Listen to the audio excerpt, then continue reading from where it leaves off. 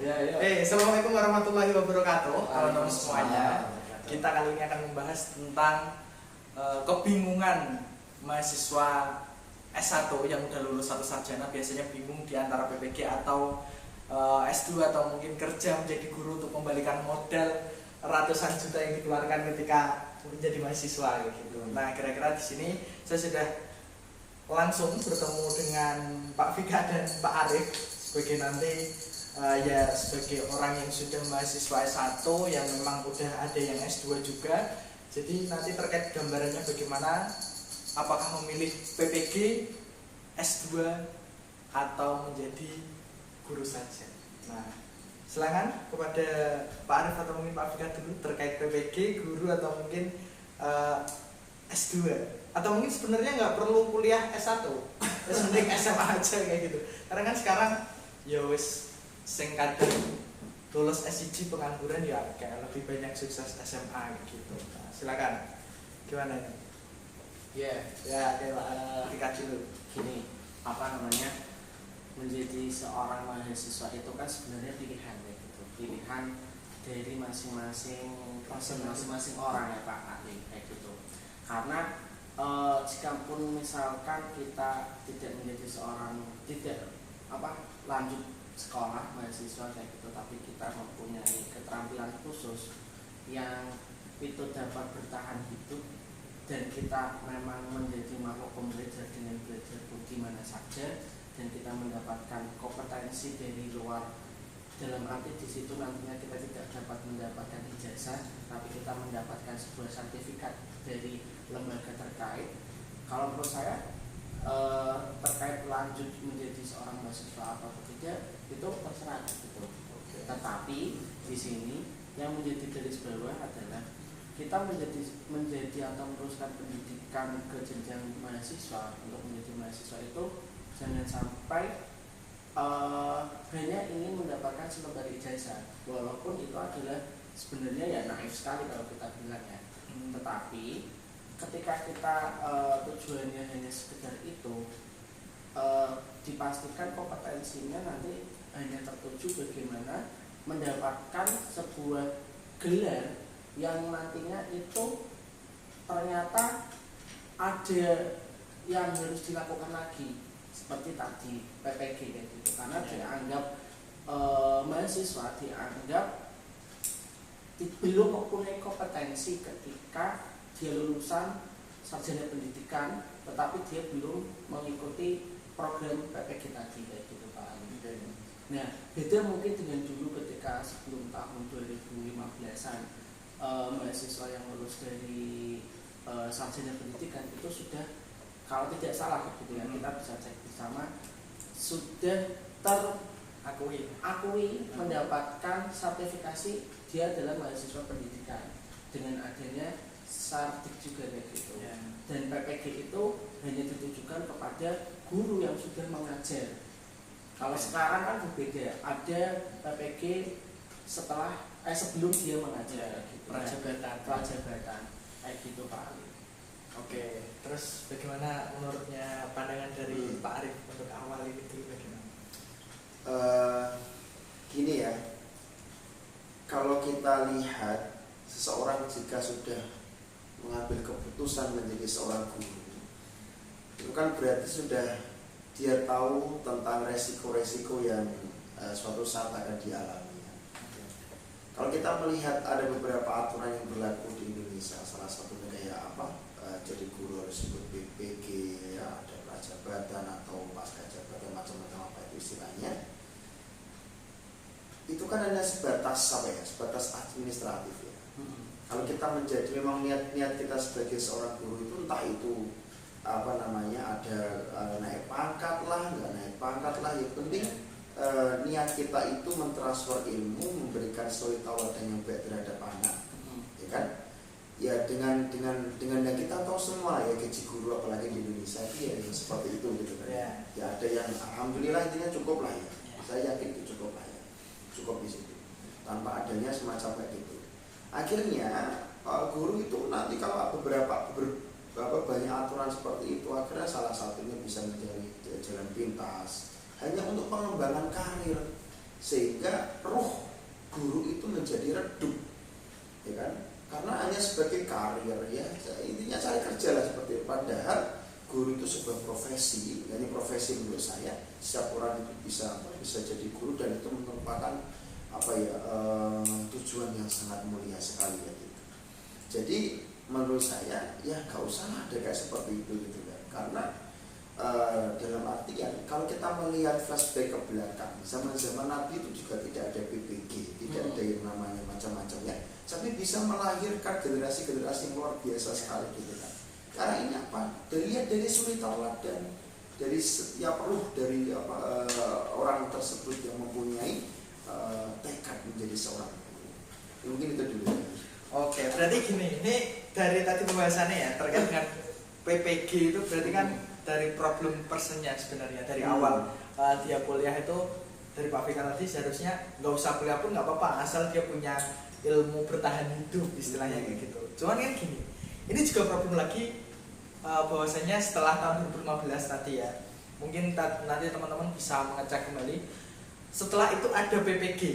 Nah ini problem lagi ketika ada jurusan pendidikan. Terus apa bedanya ono jurusan pendidikan sama yang nggak pendidikan? Contoh, saya yang pendidikan bahasa Indonesia dengan sastra Indonesia. Sastra Indonesia yang murni itu bisa ngajar dan bisa ikut PPG, setelah itu dapat sertik, dapat masuk yang tadi pengembangan karir, administratif dan lain sebagainya, itu bisa dikejar. Terus apa bedanya sastra Indonesia yang murni dengan pendidikan bahasa Indonesia yang sudah belajar secara penuh itu tentang pendidikan 4 tahun pendidikan bahasa Indonesia ini masih di bawah sastra Indonesia yang mau ambil PPG. Nah ini kan berarti problem lagi, apakah dari pihak pemerintah itu sudah memikirkan terkait dengan harusnya tuh PPG itu hanya untuk anak pendidikan saja atau bagaimana kayak gitu. Ini kan problem lagi. Nah kira-kira ada solusi atau mungkin bayangan nggak untuk arah PPG ini bagaimana? Karena kan sekarang apalagi ada PPG prajabatan yang memang dapat beasiswa atau diskon 100%, sekitar 17 juta itu teman-teman S1 sekarang boleh tuh nggak bayar 1 tahun dan langsung penempatan. Padahal ada beberapa banyak sekali, bukan beberapa, tapi banyak guru-guru yang udah puluhan tahun ngajar digaji segitu, untuk ikut PPG juga udah nggak ada biaya hidup untuk 1 tahun itu. Nah ini solusinya gimana kayak gitu? Apakah memang ini problematika yang memang tidak bisa dipecahkan atau memang ada solusi? Silakan Pak Fikar atau mungkin Pak Arif. Ya gini, kita sebenarnya harus menentukan tentang pendidikan Pak Ali kayak gitu, menentukan tentang pendidikan itu apa sih kayak gitu. Di Indonesia mungkin pendidikan itu sudah menjadi salah satu pilar untuk dikomersialisasikan kayak gitu.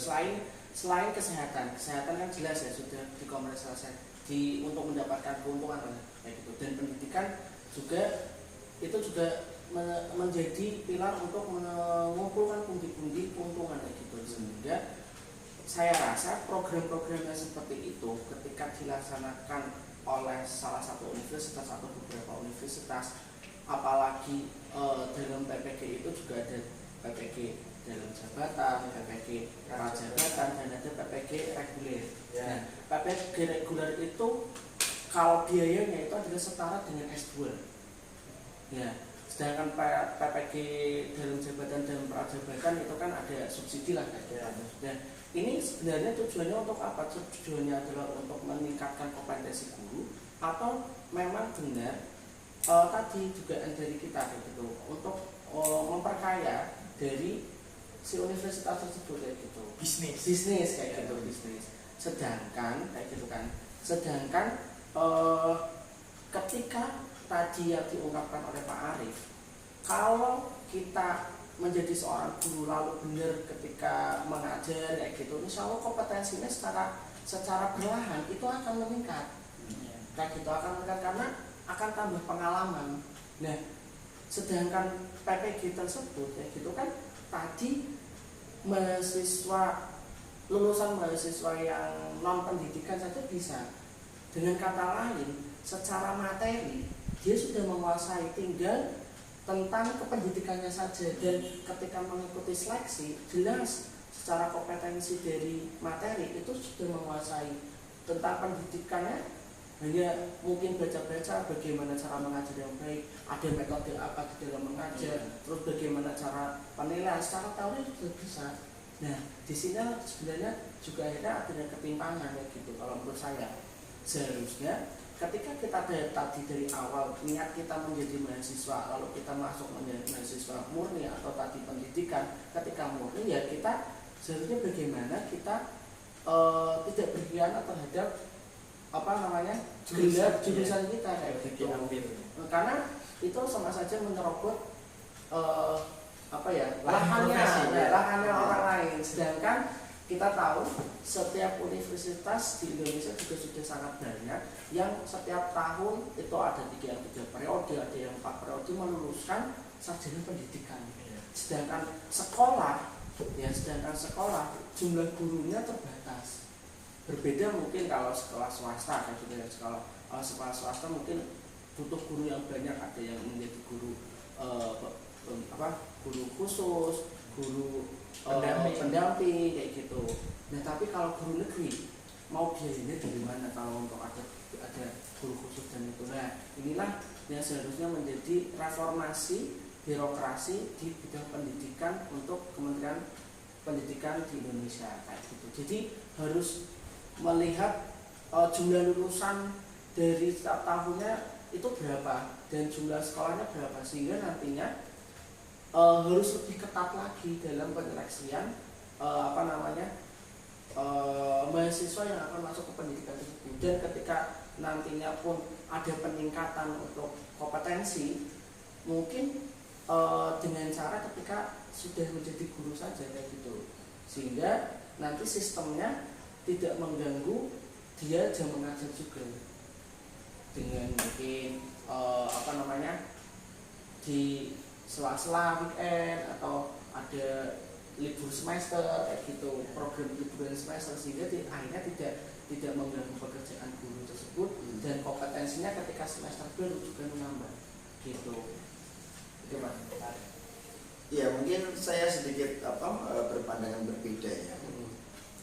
Gini, kalau dari awal kita sudah melihat dari berbagai aturan atau regulasi yang berlaku di negara kita yang berkaitan tentang aturan-aturan guru itu sudah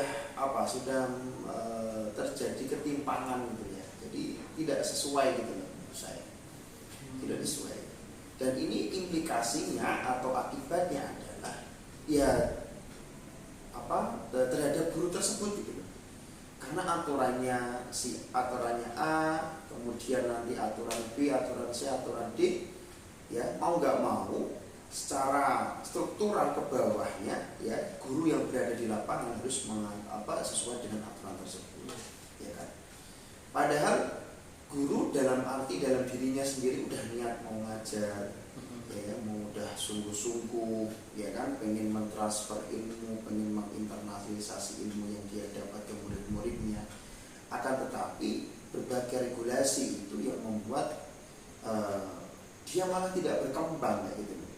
Bukan seharusnya regulasi itu kan menjadi fasilitas kan? Menjadi fasilitas, memudahkan guru-guru untuk mengembangkan ilmu pengetahuannya seperti itu. Jadi tidak malah menjadikan guru itu semakin sulit, gitu ya, menghalang-halangi guru semakin sulit dalam mengembangkan ilmu pengetahuannya karena berbagai hal yang membuat guru itu kesulitan. Salah satunya kayak tadi berpikir macam-macam. Nah, saya melihat ini nggak saya berpikir tidak sampai ke gini ya. Ini termasuk program kampus untuk supaya nanti kampus gini. Nah, itu udah di luar menurut saya. Jadi gini, kalau memang kita melihat, kalau kita lihat mungkin dengan sekolah mahasiswa, dosen itu apakah ada BPK? Tidak ada. Iya kan? PPD ya. Padahal undang-undangnya kan sama kan itu kan? Iya, tentang guru dan dosen tahun 2005. Mengapa ada perbedaan di situ? Ya kan? kalau kita melihat sasaran siswa sama mahasiswa, ya memang dari lihat secara psikologi memang berbeda. Akan tetapi ketika guru maupun dosen ketika menyampaikan materi itu kan juga melihat kondisi siswanya, kondisi mahasiswanya kayak seperti itu. Gitu kan. Jadi ada beberapa cerita dari teman, dari rekan itu kan ketika dia mengajar di kampus, ya di kelas itu aja dia harus mengeluarkan berbagai strategi. Padahal jurusannya fakultas hukum, jurusannya fakultas agama, ya kan? Iya. Itu agama syariah misalnya seperti itu. Kan sama sekali dia tidak pernah mempelajari tentang apa itu psikologi mahasiswa, apa itu psikologi pendidikan, tidak pernah mahasiswa, apa itu kan dia nggak pernah belajar. Gitu. Nah, tapi di situ apa ya, laki-laki kembali lagi pada ketimpangan, tidak sesuai gitu kan antara guru sama mahasiswa. Ya kembali lagi seperti yang tadi awal saya sampaikan, bahwa janganlah regulasi-regulasi yang ada itu malah mempersulitkan guru. Memang asesmen guru itu penting untuk meningkatkan kualitas guru. Ya, jadi itu misalkan di setiap jenjang apa tertentu itu ada namanya asesmen guru. Jadi benar-benar bisa menseleksi, ini loh sebenarnya guru itu ini udah berkembang, ini perlu peningkatan lagi. Kita bisa melihat, kita bisa berkaca dari perkembangan pendidikan di luar negeri. Ya kan, dilihat dari kualitas guru, bahkan bahwa kayak guru itu merupakan profesi yang paling tinggi ya daripada profesi-profesi yang lain gitu. Nah, terus kalau kita melihat di negara kita kalau menurut saya dari segi sumber daya manusianya, ya dari sumber daya insannya nggak kalah sebenarnya orang Indonesia itu, ya kan? Tapi mengapa kok bisa, kalau kita lihat dari mengapa bisa Indonesia itu bisa ketinggalan gitu, ya kan? Saya dalam tanda kutip ya hipotesis saya, wah ini bisa dimungkinkan dari regulasi-regulasi yang ada di Indonesia yang membuat pendidikan Indonesia khususnya seorang guru itu bisa berkembang dan lebih maju daripada negara-negara dewasa. Ini berarti itu ya sangat kompleks ya, Sekali. karena kalau kita lihat dari mungkin gurunya insya Allah sudah mumpuni semua, tapi kan balik lagi dari kesejahteraan. Ya.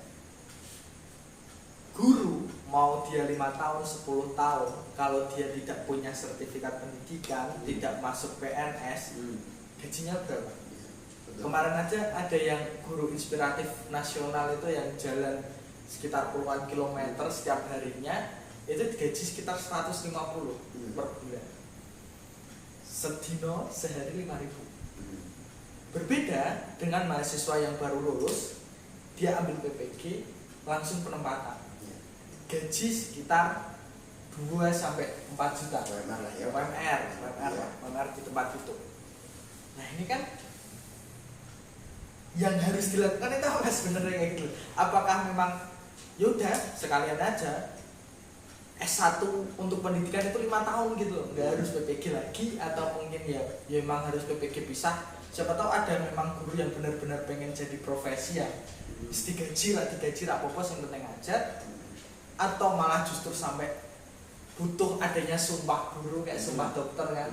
Sumpah dokter kan harusnya juga dokter nggak harus mahal-mahal atau mungkin apa, karena kan itu profesi untuk menyembuhkan kemanusiaan, menyembuhkan orang yang memang sakit yang membutuhkan. Nah guru kan juga mencerdaskan bangsa. Apakah harus ada sampai sumpah itu gitu loh, atau bagaimana? Karena kan sekarang itu pandangannya yang paling simpel adalah lulus S1, mau dia murni, mau dia pendidikan, yaudah sementara PPG dulu aja, daripada nganggur, daripada jadi guru cuma 150, mending PPG masih dapat sangu orang tua 1 tahun itu, setelah itu UMR, dan itu bisa dipastikan ada tunjangan setelah 2 tahun. Saya baca juga setelah 2 tahun itu, misal kontraknya habis 2 tahun, dia boleh lanjut 5 tahun. Jadi ada pilihan dia mau lanjut di sekolah itu untuk 5 tahun ke depan atau enggak. Dan balik lagi, ada juga pembahasan bahwasanya mau di sekolah manapun, kalau udah punya serti, dia bisa menyingkirkan orang atau guru yang udah lama di sana tapi nggak punya sertif. Nah ini kan problem yang kompleks ini terkait PPG. Belum lagi nanti S2 yang mau jadi guru atau apa yang itu kayak gitu. Nah ini gimana PPG lagi? Oh ya, tadi sih kalau dari saya sih memang betul kembali ke per orangnya, ke seorangnya kayak gitu. Benarnya dari setiap orangnya itu ya tadi sudah memiliki kualitas yang mumpuni lah ya, yang luar biasa ketika mengajar kayak gitu.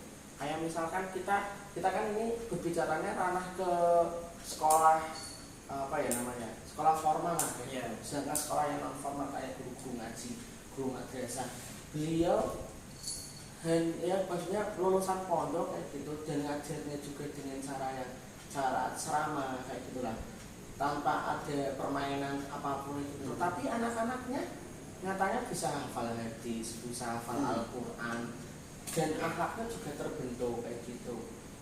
Dan beliau memang karena sudah memiliki jalur tersebut ya memang tidak ingin apa ya namanya, tidak mendapatkan gaji yang banyak pun tidak masalah kayak gitu karena dan jadi sebenarnya tadi tujuannya dari iming-iming lah ya, kalau saya bilangnya iming-iming dari ketika ada PPG ini memang benar-benar untuk meningkatkan kompetensi dari lulusan sarjana pendidikan, atau memang tadi kalau nanti udah lulus PPG terus kamu enak loh kayak gitu tadi yang kayak diungkapkan sama Pak Ali, bisa menyingkirkan kayak gitu kalau ada selain menyingkirkan guru yang sekolah Indo kayak gitu, terus nanti bisa langsung penempatan kayak gitu kan. Dengan ini tersebut akhirnya kan ya mau tidak mau mana sih yang sekarang di zaman sekarang yang terus apa namanya butuh biaya banyak, akhirnya terjun ke situ. Apalagi kan ada subsidi yang kita tidak usah bayar instan yang akhirnya tadi kembali lagi ketika kita menjadi mahasiswa akhirnya di dalam mahasiswa pengennya cepat dan akhirnya tidak mengikuti proses menikmati zaman mahasiswa kayak gitu, menjadi mahasiswa kayak gitu. Apalagi kalau banyak di universitas yang lain juga kayak gitu kan ada ditentukan masa kuliahnya ya kan? Bukan yang D4 ataupun D3 ya, yang S1 kayak gitu. Kalau mau lebih dari 5 tahun DO kayak gitu. Sebenarnya kan apa bisa saja kayak misalkan dari salah satu kakak tingkat saya sampai maksimal, tapi dia penelitiannya banyak kayak gitu. Penelitiannya banyak, mengeluarkan buku-buku dan sampai bakal dia lulus di semester akhir 14 dia langsung nanti akhirnya bisa langsung keterima di S2 di Jepang lah kayak gitu loh Pak, karena ada karya-karyanya kayak gitu. Jadi ya tadi menjadi mahasiswa itu adalah sebuah pilihan, menjadi mahasiswa terus nanti lanjut ke profesi itu juga karena tergiur iming-iming atau karena dari atasnya itu ada program itu adalah untuk meningkatkan kesejahteraan atau juga meningkatkan kompetensi kayak gitu Pak. Ini dilematisnya ini. Padahal kan tujuan dari pendidikan itu adalah untuk mencerdaskan kehidupan bangsa kayak gitu. Yang seharusnya juga di dalamnya ada dukungan lebih, tidak hanya di bidang infrastruktur saja, tapi di bidang tentang kemanusiaannya, sumber daya manusianya itu juga sebenarnya dimaksimalkan kayak gitu. Tidak hanya infrastruktur tapi juga sumber daya manusianya, dan peraturan-peraturan yang disusun kan sebenarnya sudah bagus, tapi dalam pelaksanaannya itu yang perlu ada pengawasan lebih kayak gitu, dan perlu ada alokasi dana lebih untuk di dunia pendidikan. Kalau misalkan di dunia pendidikan itu sekitar berapa persen? 20% atau 25% kayak gitu. Dibanding dengan dunia yang lain kayak gitu, bidang yang lain kayak gitu. Itu sehingga ada dilematisnya. Nah, mumpung ada sehingga ketika ada program PPG ini bagi teman-teman yang mahasiswa murni kayak gitu ya, itu kesempatan dia sudah dapat materi lebih, dan yang diuji kompetensikan itu pasti tentang hal yang dipelajari tersebut mesti lulusnya, karena tentang pendidikannya bisa dipelajari mandiri lah gitu, yang akhirnya nanti mengalahkan yang lain. gitu Pak. Ya, ini kalau saya melihat apa yang disampaikan Pak Ali tentang sumpah tadi ya, terlalu berlebihan menurut saya. Ya siapa tahu kan ada terobosan itu kan. Terlalu berlebihan lah ya. Kalau pengacara kan ada Pak. Ya kan. Sebenarnya ini sebenarnya semua profesi ya, kalau dari udah keluar dari diri ini ya nggak perlu disumpah pun dia akan tahu seharusnya apa yang harus saya lakukan. Kalau kita melihat beberapa kan ada beberapa profesi yang di situ kita nggak boleh meminta uang. Ya, ketika ada orang yang sakit datang kepada orang yang dokter semacam itu kan kita nggak boleh kita tuh narik biaya gitu yang pertama. Yang kedua, ketika ada orang yang minta nasihat kemudian kita beri nasihat kemudian kita kasih pasang tali itu nggak boleh. Terus yang ketiga adalah ketika ada orang yang mau belajar kemudian datang kepada kita nggak boleh narik, dalam artian di situ ada nilai uang lah ya. Nah, menurut saya kalau sampai sumpah itu menurut saya terlalu berlebihan. Berarti sumpah dokter juga. Ya mungkin itu antisipasi ya Pak ya. Biasanya itu antisipasi ya. Kayak mungkin advokat apa tuh banyak sumpah ya. Biasanya itu antisipasi aja gitu kan. Ini tadi ada ada aturan-aturan yang memang seharusnya tidak dilanggar. Kembali lagi kita ke regulasi. Kembali ke regulasi. Ya kan, coba itu regulasi mulai dari awal ya tentang sistem pendidikan sampai nanti turun-turunannya sampai benar-benar diaplikasikan di sekolah itu benar-benar diperbaiki, benar-benar satu jalan. Dan ini tidak hanya berlaku untuk sekolah-sekolah negeri ya, untuk sekolah swasta, itu ya berlaku untuk semuanya gitu. Jadi ini terjadi ketimpangan-ketimpangan ini akan memutus ketimpangan-ketimpangan yang terjadi gitu. Jadi guru pun entah itu ada BPG, entah itu tidak ada BPG, kalau memang benar-benar kembali ya seperti yang saya sampaikan, niatnya adalah niat untuk mentransfer ilmu, menginternalisasi ilmu, guru sebagai mudaris, guru sebagai mu'adib ya, sebagai contoh terhadap siswa-siswanya. Itu saya kira udah insya Allah sudah jadilah yang bisa benar-benar bisa mencerdaskan kehidupan bangsa lah ya. Kayak gitu, karena sekali lagi kan ya, kadang kan gini ya, keberhasilan guru itu ketika siswanya bisa ini. Padahal kan agak sadar juga itu bahwa yang minta ke siswanya siapa sih? Oh ya guru kan tidak, guru kan fasilitas saja kan. Masalah siswa ini jadi pintar, orang pintar tidak urusannya Tuhan, urusannya Allah gitu loh. Guru udah tujuannya kayak gitu, kadang gitu. Jadi yang menjadi beban juga kadang guru jadi ukuran kayak gitu, jadi tolong ukur. Akhirnya ya semacam itu gitu. Ya itu tadi coba perbaiki regulasi dari sistem pendidikan yang ada ini, diruntut dari awal kira-kira masalahnya di mana, ya kan, kemudian diperbaiki lagi dengan regulasi yang baru. Benar-benar jangan sampai terjadi ketimpangan dan benar-benar adil. Salah satu yang tadi berkaitan dengan misalkan kesejahteraan guru gitu ya. Kalau sampai sekarang kan bisa guru yang punya sertif bisa menggeser itu kan sangat tidak adil sekali kayak gitu kan. Nah berarti kan di sini kok sampai terjadi seperti itu, berarti kan ada regulasi di situ. Ya kan, ada regulasi yang membuat seperti itu. Ini kan sesuatu yang nggak adil dan perlu diperbaiki. Nah ini berkaitan dengan tadi yang tentang alokasi dana tentang di dunia pendidikan kan dari APBN itu ada 20% ya gitu. Nah 20% ini larinya juga lebihnya adalah untuk infrastruktur fisik kayak gitu loh Pak. Infrastruktur fisik berupa gedung sekolah, berupa ya tentang infrastruktur fisik kayak gitu. Nah yang akhirnya untuk peningkatan kompetensi dari siswanya maupun gurunya itu berkurang, alokasinya sedikit kayak gitu. Nah ini yang perlu juga harus tadi betul.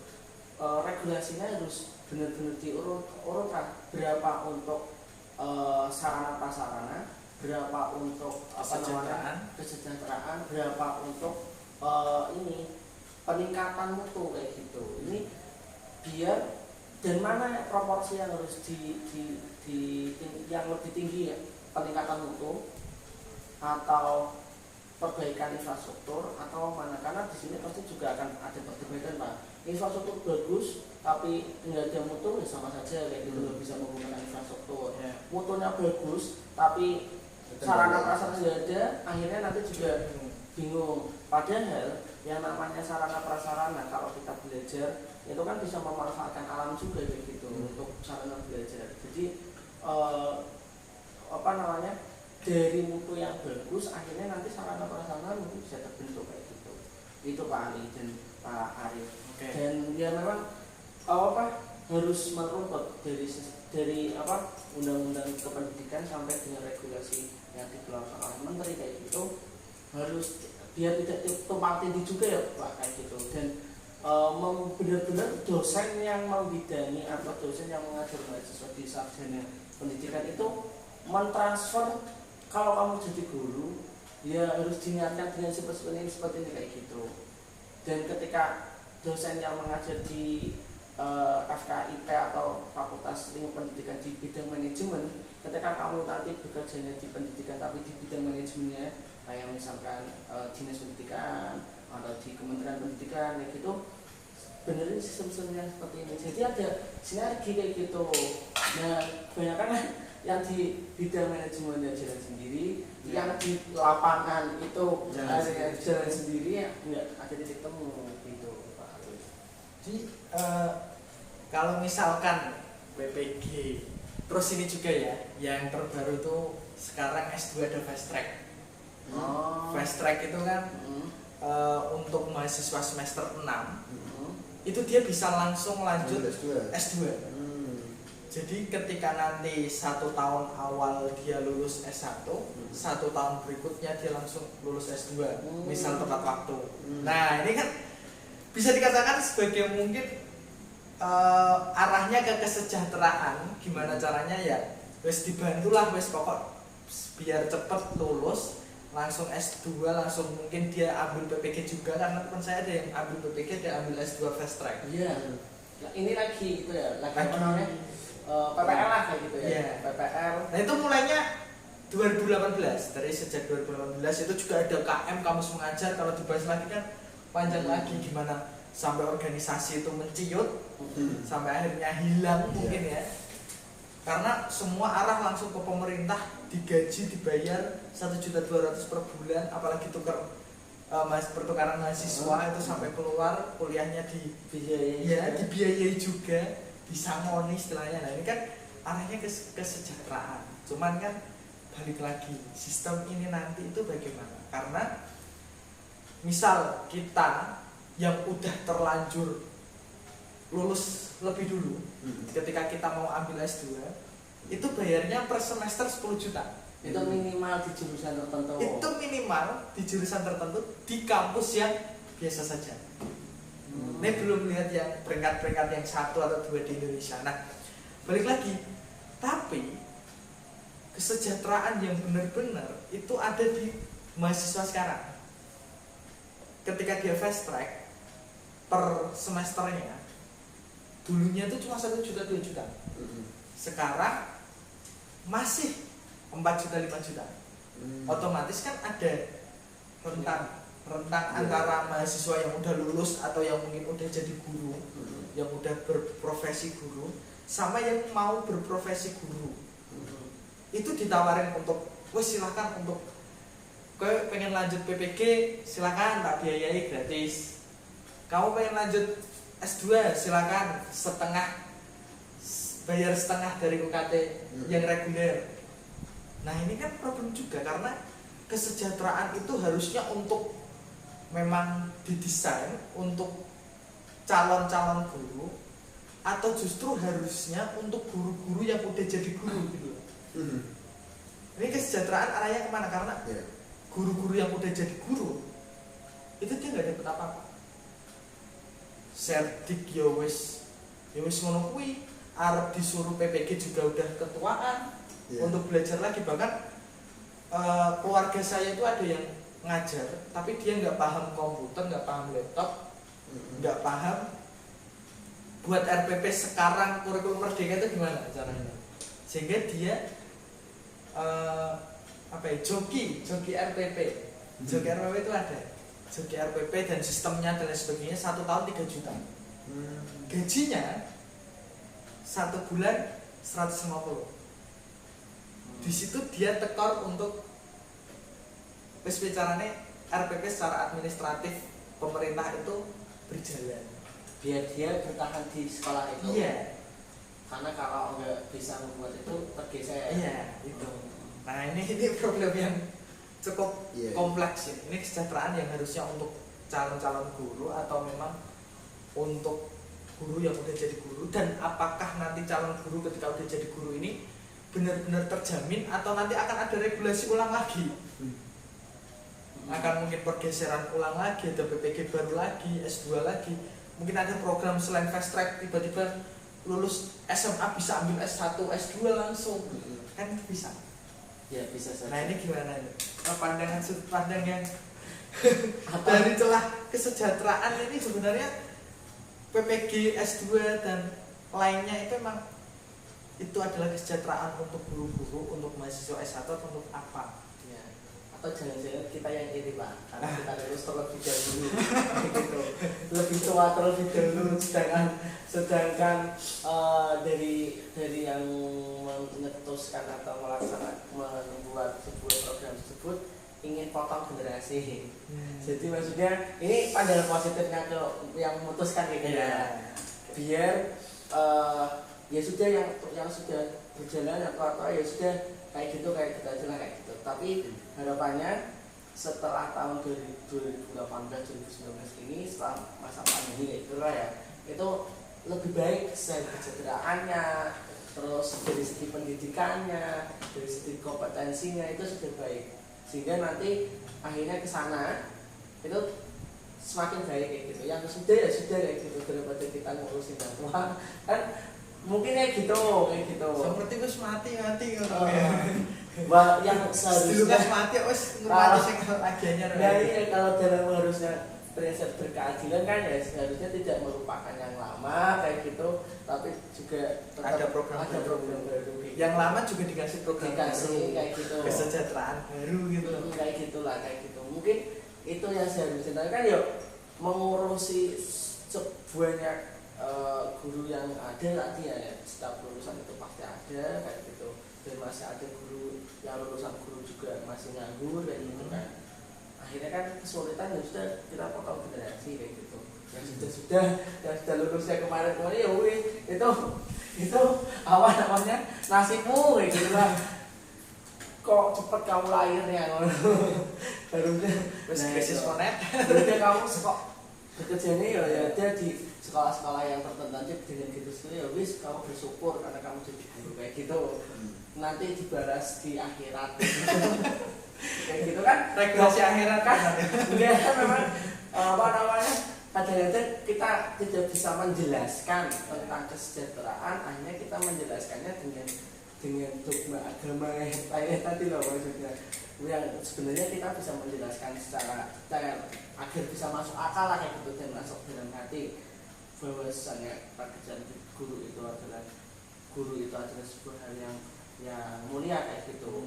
Dan apa namanya, dan jangan sampai ketika kita terjun menjadi seorang guru kayak gitu jangan sampai ada beban kayak gitu. Maksudnya tadi kayak kan biasanya kita dibebani kok siswa nggak bisa ini, sedangkan kita sudah semaksimal mungkin sebagai seorang guru, semaksimal mungkin agar siswa itu bisa ini, tapi ternyata tidak ada dukungan juga dari siswa untuk mau, orang tua juga kayak gitu.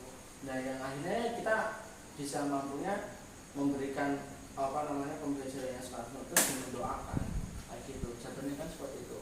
Nah dan tolak ukur dari pendidikan itu seharusnya jangan cuma hanya ke siswanya saja, juga ke gurunya, dan apa namanya kesejahteraan gurunya itu juga harus diperhatikan juga kayak gitu Pak. Itu kompleks berarti. Iya Pak, kalau ya lagi-lagi yang kita melihat permasalahan pendidikan di Indonesia khususnya yang kompleks lah itu ya, bulat ruwet lah itu seperti itu, kita lihat kayak benang kayak gitu yang sedang apa namanya nggak bisa terurai-urai, benang basah nggak bisa terurai-urai gitu, karena dari berbagai sisi itu terjadi berbagai permasalahan, ketimpangan dan gitu.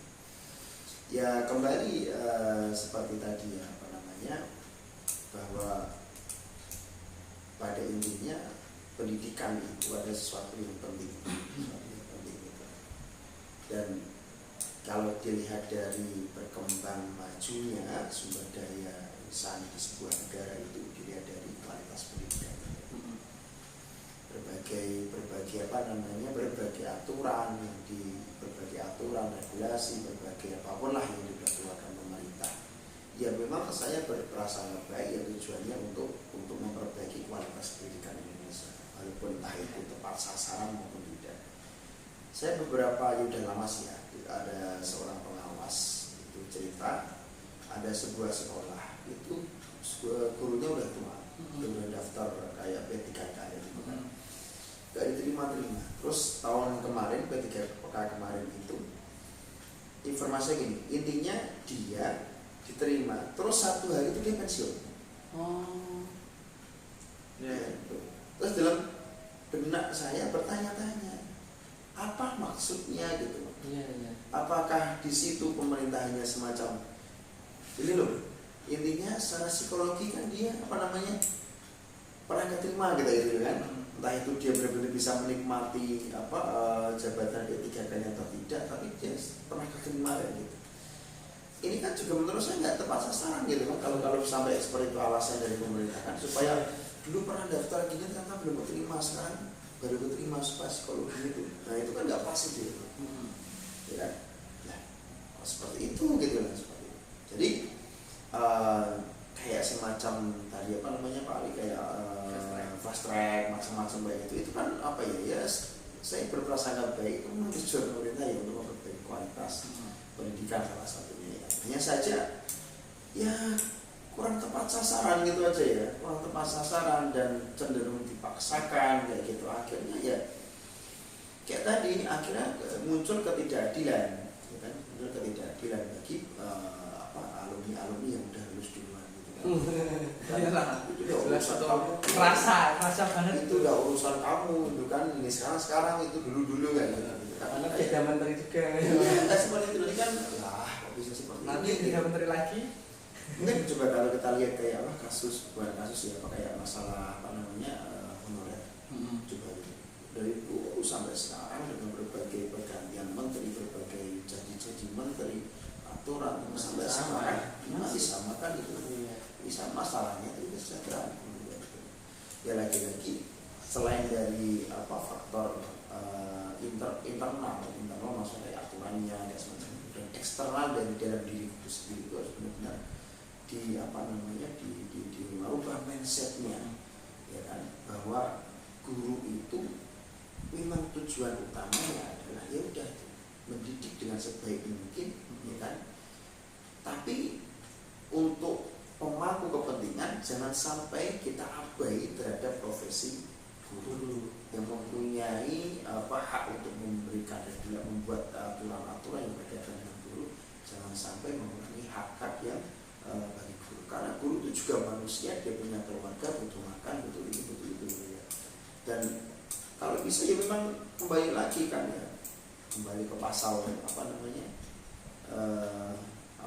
pasal sini keadilan sosial bagi seluruh rakyat Indonesia ya, pasal yang kelima ya gitu. Jadi itu keadilan gak hanya untuk manusia, guru itu termasuk manusia, harus benar-benar adil, semua yang dikeluarkan oleh pemerintah itu harus semuanya adil, berkaitan dengan pendidikan, ekonomi, hukum, apapun itu harus benar-benar dirasakan keadilannya untuk semua kalangan masyarakat.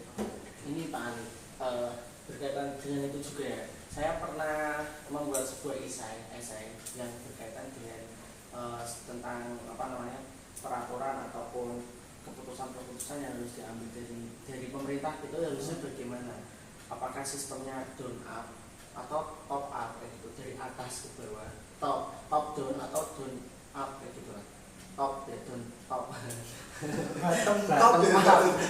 top dari atas, intinya dari atas ke bawah atau dari bawah ke atas ya. Nanti ada Rex sama lain. Nah itu yang seharusnya kan tentang hal ini itu harus diserap dari benar-benar dari bawah kayak gitu.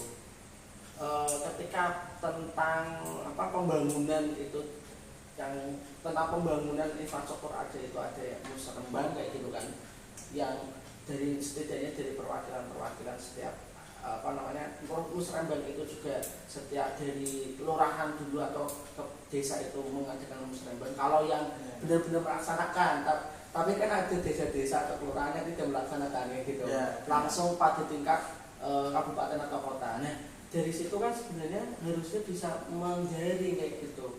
Tidak hanya sekolah-sekolah yang sudah punya nama yang dipanggil lalu diminta untuk berbicara, tapi sekolah-sekolah yang ada di pinggiran, sekolah-sekolah yang jarang disentuh, sekolah-sekolah yang temboknya itu mau roboh, catnya itu harus diganti kayak gitu, itu yang seharusnya bisa digali kayak gitu, digali. Dan kebutuhan di situ itu kebutuhan sekolah-sekolah yang ada di pinggir itu apa kayak gitu. Makanya harusnya peraturan itu disusun dari bawah gitu kan, dari bawah ke atas, agar nanti terus bisa disimpulkan permasalahan utamanya. Kalau kita melihat dari kayak misalkan undang-undang cipta kerja yang sudah disahkan juga itu kan, kok dari bawah mengalami ada reaksi yang lebih, berarti kan itu hanya mungkin pakar-pakar tertentu saja yang dipanggil, sehingga akhirnya ada ketidakadilan sosial gitu dari bawah. Kalau misalkan dari bawah kan akhirnya kita bisa menjelaskan ke masyarakat umum, ini dasarnya ini dasarnya ini kayak gitu. Nah ya itu memang butuh waktu lebih banyak, karena kan kita harus lepas aspirasi benar-benar dari bawah. Tapi kan setiap tahunnya itu ada musrembang yang seharusnya tidak hanya sekedar berbicara tentang fisik, tapi juga non fisik, sumber daya manusianya, nah gitu loh Pak.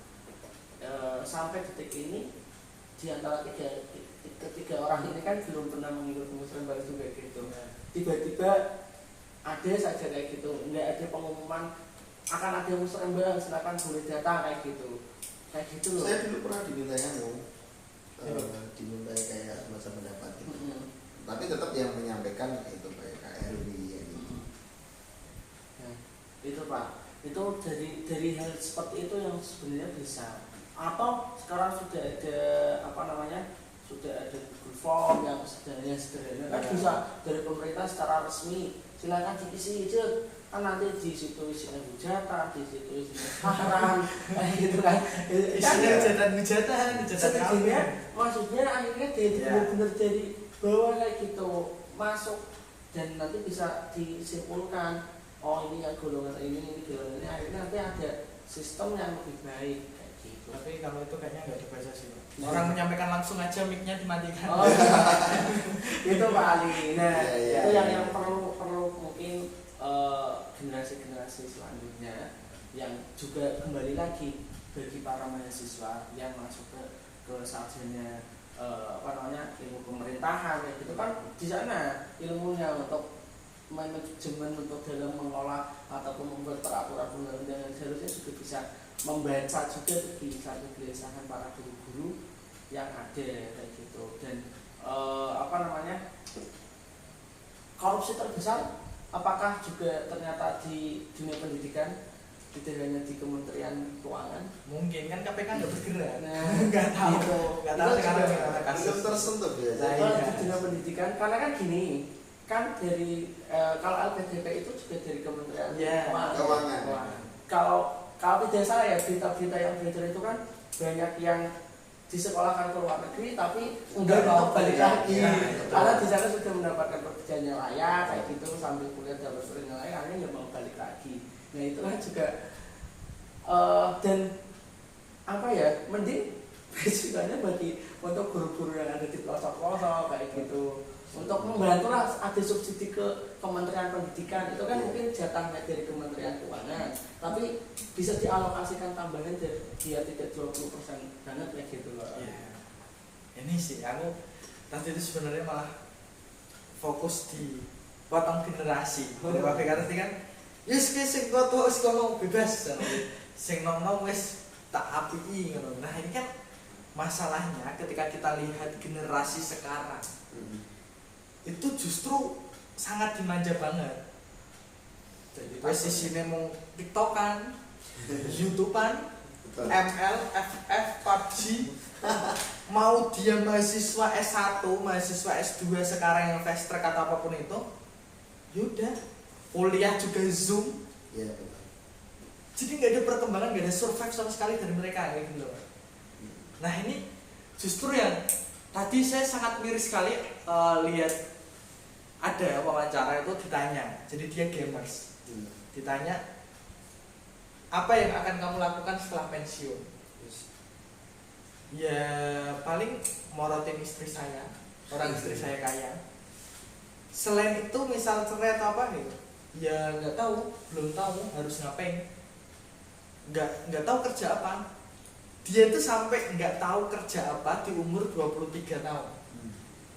Kerja apa lo itu nggak tahu. Jadi dia yang terus apa yang ingin kamu lakukan? Yaudah ngegame aja sampai benar-benar saya nggak bisa ngegame. Terus tanya lagi, emang orang yang nggak bisa ngegame itu sampai usia berapa? Dan setelah itu kamu mau ngapain? Ya nggak tahu kan. Batasan umur orang itu berbeda-beda. Untuk lanjut ngegamenya itu sampai umur berapa, kuatnya ngegame itu sampai umur berapa. Jadi dia itu nggak bisa jawab mau kerja apa. Sampai titik dimana generasi sekarang itu sangat manja, apalagi pandemi dan pemutusan generasi ini. Ya udah, era sebelum pandemi atau setelah pandemi. Sehingga kualitas setelah pandemi bisa kita lihat. Yang fast track aja sekarang katanya banyak yang belum lulus S1. Jangan itu lulus S2 dulu, S1-nya nggak bisa. Nah itu tapi kan banyak yang akhirnya semester 9, semester 10 itu masih sekarang gitu. Padahal dia fast track. Belum lagi yang PPG. Yang PPG juga. Yang PPG kan ada jatah waktunya. Nah gini, enggak, saya tahu pernah tahu nih ternyata ada rahasia dari mahasiswa PPG itu. Mahasiswa PPG gelombang 2 kan sekarang gelombang 2. Ternyata soalnya semuanya sama dengan gelombang 1. Soal seleksinya atau soal tes ujiannya, soal tugas-tugas hariannya, nah, itu ini, sama. Nanti gelombang 3 ini nggak sama Pak. Nah, harusnya nah, jadi mereka mengerjakan semua tesnya. Itu tinggal buka script. Awal neng Google angger di script kan biasanya muncul semua. Kalau nggak dicek aja di Google soal PPG gelombang 1 ini nih, semua muncul. Dan ternyata semua mahasiswa PPG gelombang 1 ini tugasnya diupload. Iya kan nomor diupload. Iya, diupload, diunggah, bocor atau mungkin apa ya. Akhirnya di Google itu semua draftnya ada. Sehingga gelombang 2, ya udah tinggal kopas. Dan yang membaca kan otomatis sistem. Nggak mungkin dibaca satu persatu dosen itu membaca tugasmu ini enggak. Paling pas diskusi aja, diskusi pun paling kan saya hadir gini-gini menyampaikan udah selesai gitu. Nah ternyata ada itu kan putus generasi atau potong generasi yang benar-benar sangat buruk untuk setelah pandemi ini kayak gitu. Iya Pak. Nah itu terus gimana untuk masa depan bangsa Indonesia dari kita yang sebagai punya pandangan guru sekarang itu yang udah sebelum pandemi udah jadi guru misalnya. Ini pandangannya gimana? Saya pernah punya pengalaman ini Pak. Pernah punya pengalaman pribadi sih berkaitan dengan kalau sekarang kan eranya ketika mahasiswa kayak gitu mungkin masuk dari tugas-tugas diupload ya gitu kan. Sehingga guru dosen ya gitu kalaupun melihat ya sekedar hanya melihat sudah kayak gitu. Saya dulu kan kalau pas zaman saya kan tulis lah kayak gitu, tulis baca dan tilalahnya itu mata kuliah kurikulum kalau nggak salah. Terus tentang refleksi itu di akhir semester itu refleksi. Nah tilalahnya berlima atau berenam itu hampir sama isinya dan berenam itu tidak punya nilai sampai keluar nilai nggak ada nilai. Akhirnya berenam memberanikan diri bertanya kenapa, terus habis itu dijelaskan dia ada dia sedikit dengan nada yang kamu tuh sama kok sama guru kayak gitu kan ya. Kok bisa turun-turunan kayak gitu bahasanya. Terus karena di antara kami memang tidak ada yang apa namanya turun ya udah Nyontek ya, tidak ada yang nyontek kayak gitu ya, nggak ada yang nyontek kayak gitu. Ya udah kami jelaskan, tapi ya akhirnya diminta untuk membuat lagi. Itu baiknya di situ memang generasi yang tua kayak gitu ya, kayak gitu. Bener-bener dibaca kayak gitu Pak. Karena kan tulisan tangan dan yang namanya tulisan tangan ya udah banyak ya, karena kan nggak bisa copy paste, udah banyak, paling hanya satu lembar apa sih? Folio satu lembar folio, terus tanda tangan di bawah kayak gitu. Dan ternyata dosennya benar-benar baca dan beliau sudah almarhum kayak gitu, dan menjelaskan ini kamu sama ini sini kamu terus kamu contek-contekan ya gitu. Tapi akhirnya kami membuat lagi dan baru di situ nilai tersebut keluar. Nah itu dilematisnya. Tetapi Pak Ari, di mahasiswa sekarang atau generasi muda sekarang sebenarnya mereka punya karya di bidang teknologi dan informatika Pak Ari kayak gitu, yang di zaman dulu kita nggak punya kayak gitu. Mungkin itu yang menjadi keunggulannya mereka kayak gitu. Dan berbahasa terutama bukan bahasa Indonesia ya, malah kalau bahasa Indonesia kalau menurut saya sih tambah banyak serapan-serapan yang tidak sesuai ya kayak gitu. Tapi kalau bahasa Inggrisnya kalau saya melihat sih malah tambah banyak kosakata-katanya kayak gitu Pak. Mungkin itu yang menjadi kelebihan Pak. Iya, lagi-lagi kita kembali ke standar ya. Standarnya terlalu tinggi, ya kan? Ya bukan terlalu tinggi sih ya, tapi kayak gini ya, kayak seperti tadi apa contekan satu kelompok bisa sama, kan itu kan juga wah iya misalnya kan tujuannya seperti caranya lolos. Iya.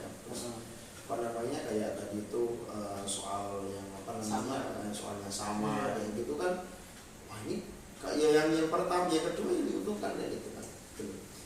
Coba kayak LPDP kan, misalkan dia pengen kuliah di dalam negeri, standar ketika dia daftar LPDP itu kan sama. Iya.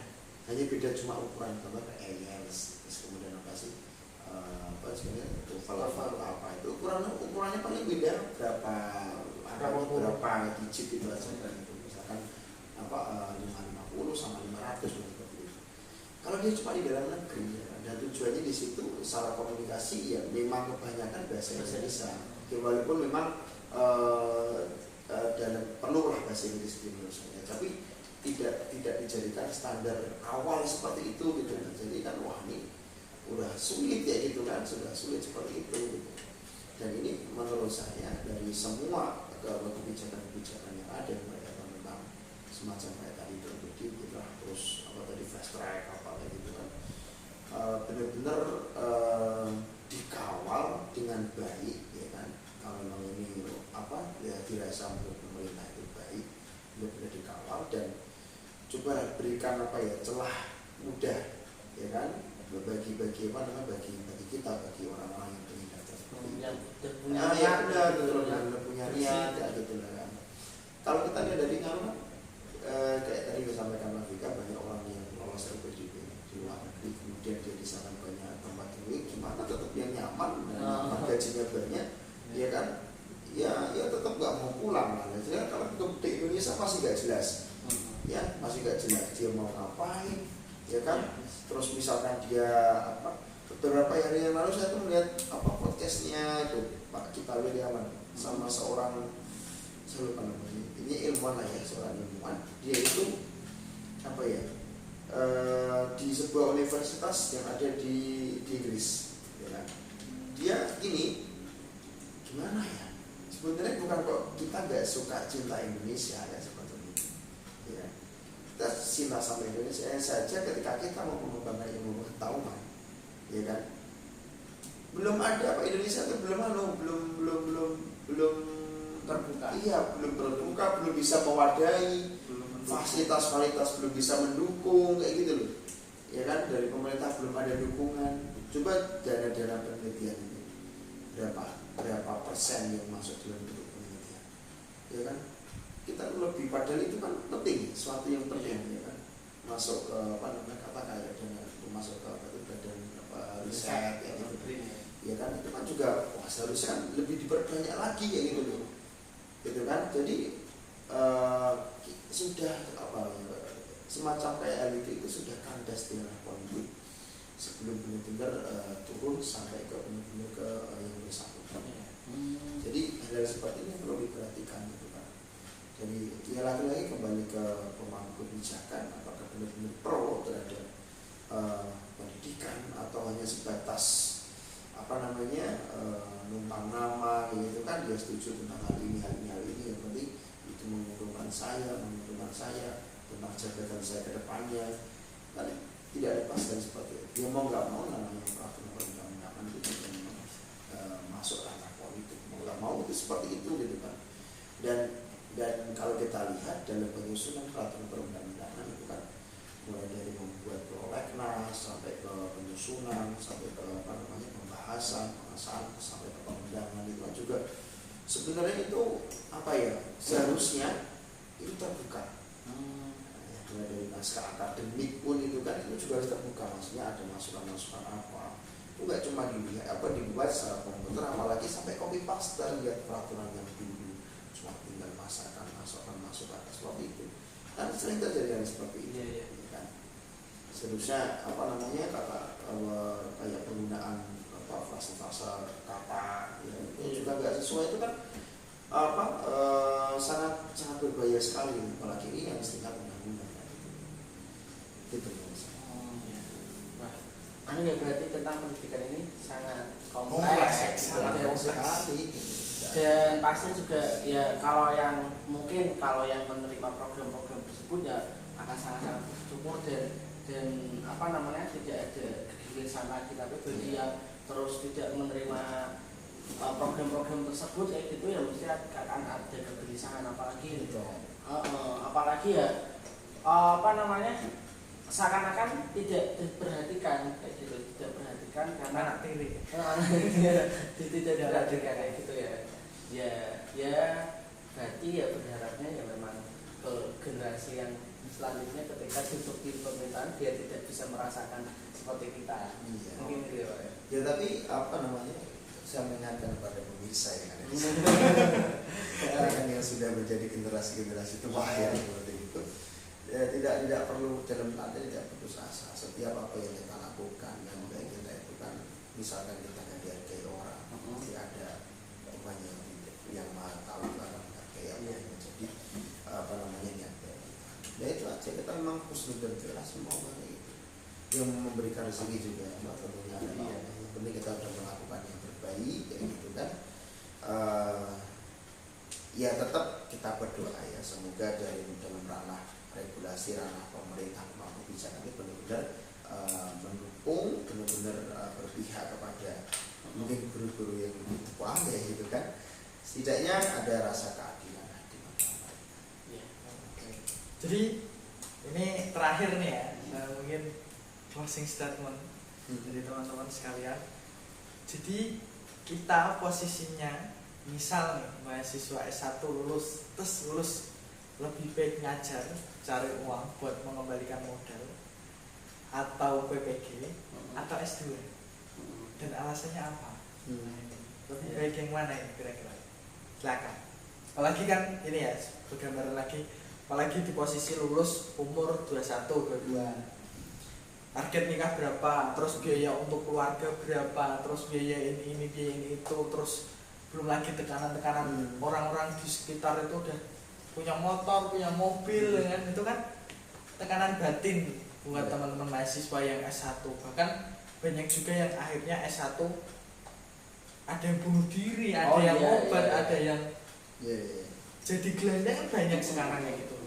Ini pilihan yang sulit sebenarnya. Nah itu kira-kira apa? Dan lebih banyak lagi ternyata lulusan teknik, lulusan pendidikan atau apa ini kerja, bahkan ada yang jadi akhirnya jadi customer service, call center. Itu kan akhirnya larinya ke sana semua. Yang penting kan itulah, penting S1-nya berlaku jasanya. Karena di situ nggak ada ketentuan jurusan apa. S1 gitu. Nah ini kira-kira gimana pandangannya? Kalau dari saya sih Pak Alis, kalau misalkan kita merasa merasa ketika kita bersekolah ya kayak gitu kan, menjadi mahasiswa bersekolah terus kok dirasa kita kok butuh lagi tentang ilmu kayak gitu, dan di situ disediakan program untuk peningkatan kompetensi kayak gitu, ya tidak ada salahnya kayak gitu, tidak ada salahnya kita mengikuti program tersebut kayak gitu. Kalau ternyata kok kita tidak bisa kayak gitu, ya bagaimana caranya biar kita setelah menjadi mahasiswa tersebut bisa berguna untuk masyarakat. Kayak misalkan teman saya kayak gitu, dia jurusan ilmu pemerintahan, tapi dia punya tekad untuk bagaimana menjadi seseorang yang bermanfaat di bidang lingkungan.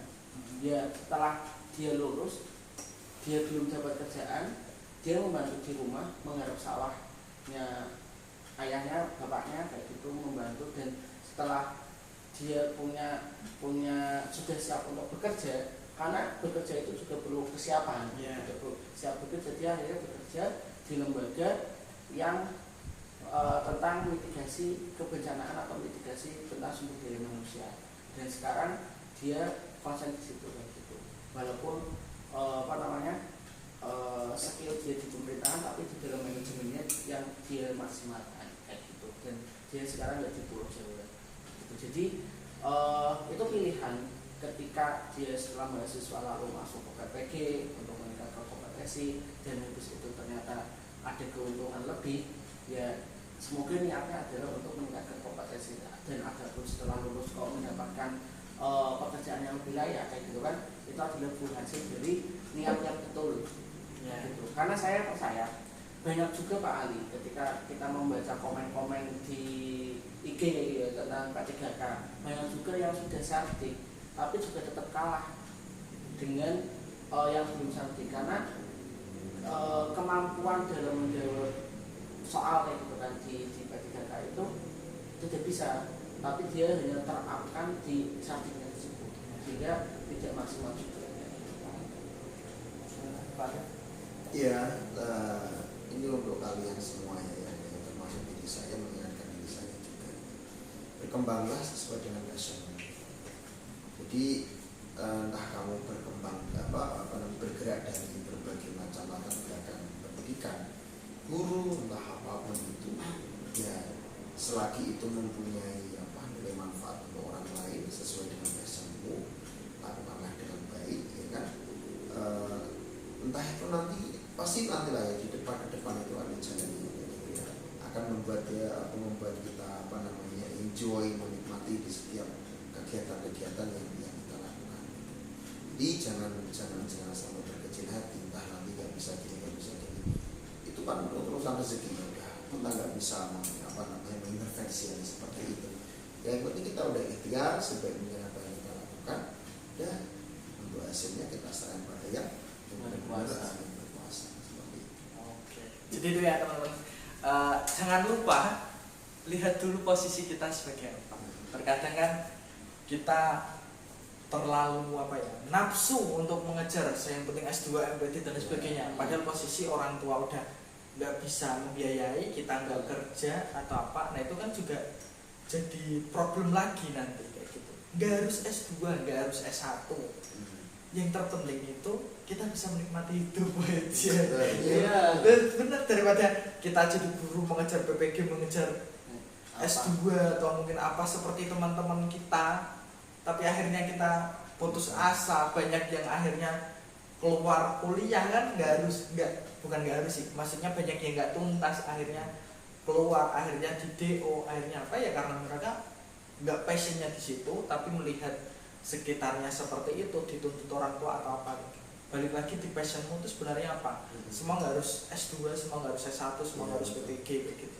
Yang terpenting kita bisa bermanfaat dengan orang sekitar, dan kamu setidaknya dianggap ada di lingkungan kayak gitu. Jangan sampai kamu dianggap nggak ada kayak gitu, tuh benar-benar lebih sakit daripada kamu gitulah. Pikir maka aku ada. Itu pandangan. Tapi ini Pak Ali, mau tahu ya Pak, jangan terus kembali ke passion. Saya passionnya rebahan atau main game, karena gini Pak Ali, murid saya kayak gitu, murid saya itu dengan menonton YouTube dia berangan-angan nggak usah sekolah nggak apa-apa, nanti bikin YouTube, bikin konten semudah itu kayak kata dia kayak gitu. Terus apa namanya, nanti bikin kayak gini aja nanti dijual bisa dapat uang kayak gitu. Tapi jangan sampai konsepnya hanya hidup itu untuk mencari uang, tapi juga untuk belajar. tapi untuk belajar dan untuk beribadah kayak gitu loh Pak. Itu yang harus diluruskan, karena kebanyakan sekarang itu hidup itu harus mencari uang untuk bisa makan. Itu yang jangan sampai ada pada anak didik kita seperti yang bapak ibu guru kayak gitu. Itu sih Itu sudah ya. Mantap. Ya, terima kasih. Assalamualaikum warahmatullahi wabarakatuh. Waalaikumsalam.